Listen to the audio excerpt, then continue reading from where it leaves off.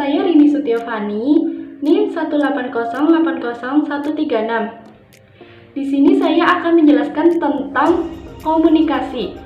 Semua seputar komunikasi. Jadi, dari mulai pengertian, dari mulai unsur-unsur, dari mulai bentuk dan jenis-jenis komunikasi. Tapi pertama-tama di sini saya akan menjelaskan pengertiannya terlebih dahulu.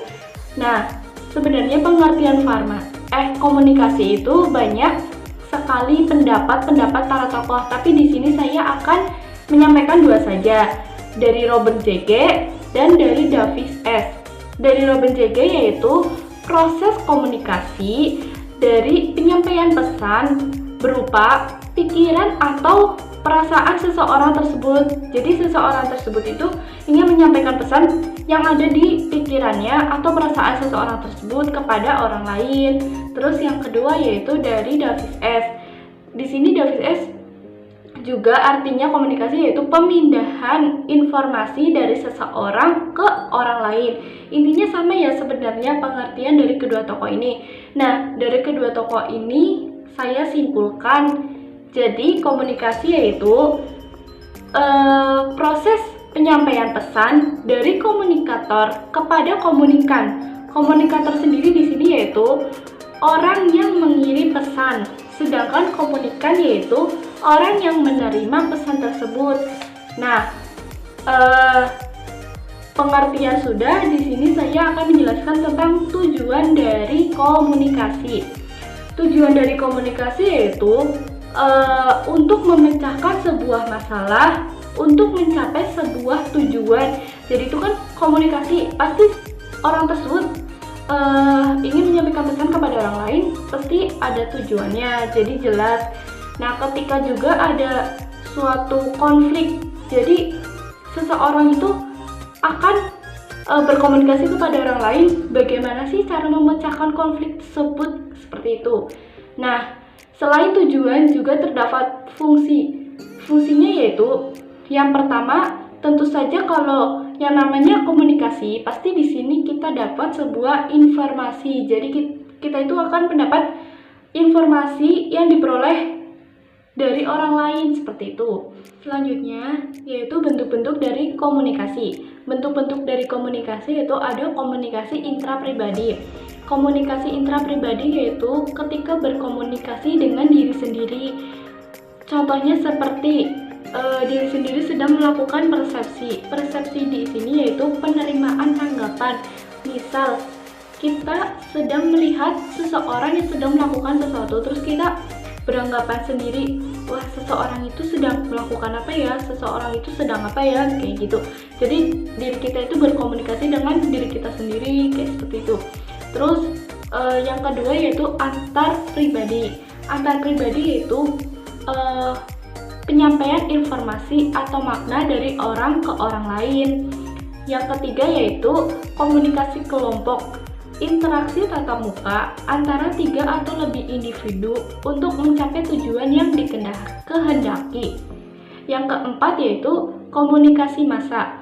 Komunikasi massa yaitu cara untuk pesan itu dicari, dikonsumsi oleh audiens. Nah, sebagai salurannya yaitu medianya tersebut, seperti itu.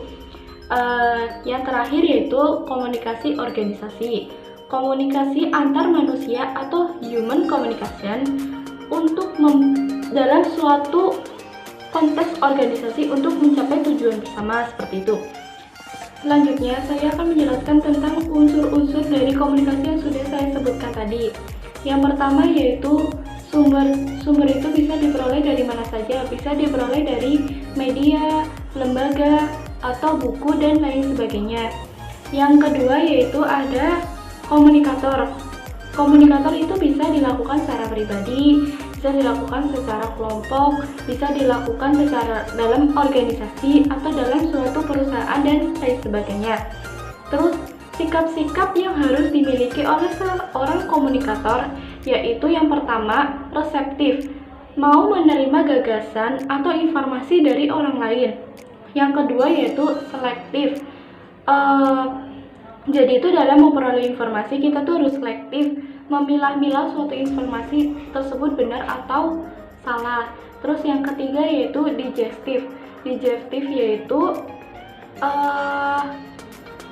menyusun rancangan gagasan informasi agar bisa sebagai bahan pesan agar bisa diterima oleh komunikan. Yang keempat yaitu asimilatif, mengkorelasikan pesan atau menyebarkan pesan kepada komunikan. Terus yang selanjutnya yaitu ada pesan. Pesan itu bisa bersifat persuasif, afektif, koersif, terus juga informatif. Persuasif yaitu bisa berupa ajakan, koersif paksaan, informatif yaitu informasi.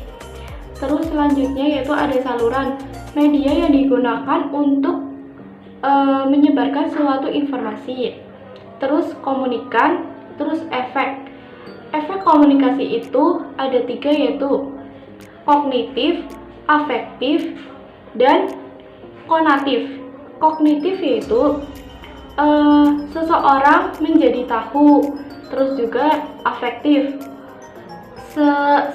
Kayak sikap seseorang itu mulai terbentuk dari suatu pengetahuan tersebut. Terus konatif. Konatif yaitu dari sikap yang sudah terbentuk, kita itu mulai melakukan suatu tindakan, itu yang dinamakan dengan konatif. Terus yang terakhir ada umpan balik. Nah, di sini juga saya akan menjelaskan tentang jenis-jenis komunikasi. Ada komunikasi primer, sekunder, dan verbal dan nonverbal. Komunikasi primer yaitu komunikasi dalam penyampaian pesan secara langsung berupa lambang atau simbol. Nah, lambang atau simbol yang digunakan bisa berupa verbal dan nonverbal. Verbal itu secara lisan dan tulisan, dan nonverbal secara isyarat atau gestur atau gambar atau lambang dan sebagainya. Nah, ciri-ciri dari komunikasi primer yaitu yang pertama tentu saja komunikasi dilakukan secara langsung atau face to face. Yang kedua yaitu tidak menggunakan alat. Yang ketiga yaitu berlangsung di dalam ruang dan waktu yang sama tentu saja. Tidak boleh di dalam ruang yang terpisah atau dalam waktu yang berbeda. Terus yang kedua ada komunikasi sekunder. Komunikasi sekunder yaitu suatu penyampaian pesan atau informasi yang dilakukan secara tidak langsung atau dengan kata lain menggunakan alat sebagai bahan bantuan untuk berkomunikasi. Alasan seseorang melakukan komunikasi sekunder yang pertama, komunikan itu tersebar dan jarak komunikan dan komunikator itu sangat jauh atau jumlah komunikannya sangat banyak dan terpencar. Selanjutnya yaitu komunikasi sekunder dibagi lagi menjadi 2. Ada komunikasi sekunder secara langsung dan komunikasi sekunder secara tidak langsung. Komunikasi sekunder secara langsung itu kita melakukan suatu obrolan dengan alat secara langsung, misalnya di dalam suatu telepon atau video call. Terus yang kedua itu komunikasi secara tidak langsung. Itu bisa dari televisi, radio, atau dari media lainnya atau SMS kayak gitu. Terus ciri-ciri dari komunikasi sekunder, yang pertama tentu saja pasti tidak dilakukan secara langsung atau dengan menggunakan alat sebagai bahan bantuannya. Terus yang kedua yaitu pasti umpan balik seringkali dilakukan secara lama. Umpan baliknya itu yang diterima komunikator biasanya itu lama karena si komunikan belum tentu saja dalam detik itu membaca suatu pesan atau informasi yang dikirim dari komunikator. Selanjutnya yaitu komunikasi verbal dan nonverbal. Komunikasi verbal yaitu komunikasi dengan menggunakan simbol atau lambang. Simbol atau lambangnya itu bisa berupa bahasa. Bahasanya itu lisan dan tulisan. Nah, ada aturan-aturan bahasa dalam komunikasi verbal. Yang pertama yaitu fenologi. Fenologi itu dari suara menjadi kata. Yang kedua yaitu semantik. Semantik yaitu dari kata menjadi sebuah kalimat. Yang ketiga yaitu sintaksis. Sintaksis yaitu dari kita mengartikan suatu kalimat tersebut. Terus ada yang keempat pragmatis. Pragmatis yaitu cara bagaimana bahasa digunakan. Terus yang terakhir yaitu komunikasi nonverbal. Komunikasi nonverbal yaitu komunikasi pesan yang dibentuk secara nonverbal atau tanpa kata-kata, misalnya gestur atau isyarat atau lambang atau gambar sebagai media komunikasinya. Bentuk-bentuk dari komunikasi nonverbal ada visual yaitu berupa gambar atau grafik, lambang, simbol dan sebagainya. Yang kedua yaitu ada sentuhan, bisa bersalaman atau menepuk atau dan lain sebagainya. Terus yang ketiga yaitu ada gerakan tubuh. Terus yang keempat itu ada lingkungan, misalnya lingkungan dalam kehidupan kita itu kotor atau lingkungannya itu bersih. Kita itu yang merasakan sendiri, nanti kita itu akan berkomunikasi dengan lingkungan tersebut.